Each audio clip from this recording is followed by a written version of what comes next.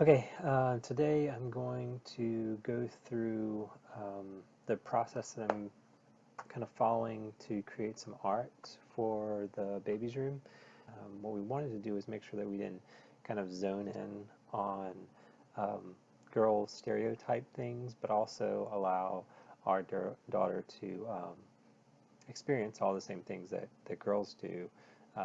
We don't want to restrict her from any of that stuff, but we wanted to kind of scope everything in a different sense, a sense that most little girls don't get, and that I have a pretty good background in. I'm an industrial engineer, so I kind of am a mix of science, art, and engineer. So we're kind of putting a little bit of a spin on her room that way. Um, and I'll just get started here and I'll kind of talk through what we're doing.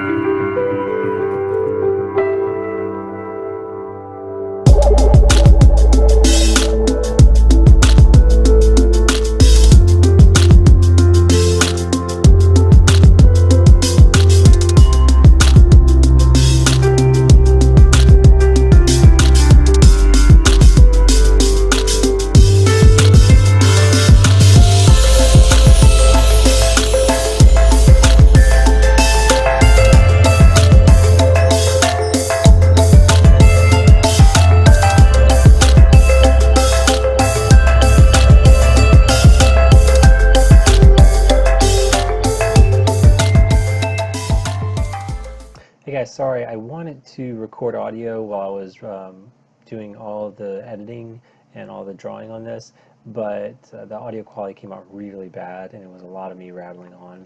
So we'll just do it after the fact. I'll go through kind of what I was looking at, and this was used a lot for the kind of the art and understanding how this pose should look.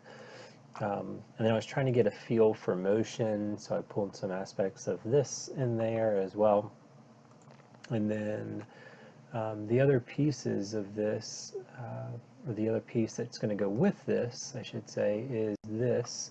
It's the picture of a toe shoe. It's the pattern drawing for a toe shoe. It's going to go to the right side of this when we make this large, probably 2 feet by 3 feet or so, poster size in the room. And then this is going to be on an 8 by 10 piece.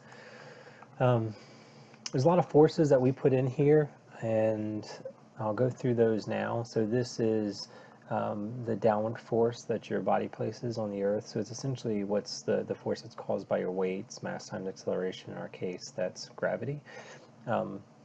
That's your downward force, and then there's always a force that's opposite of that. In this case, it's called a normal force, and that goes in the opposite direction, and that's based on Newton's third law of motion. So the normal force in this case is a force that the ground places on your foot, and that's the force that keeps you from essentially sinking through the ground, and it's equal, so it's also not pushing you up and away from the ground as well.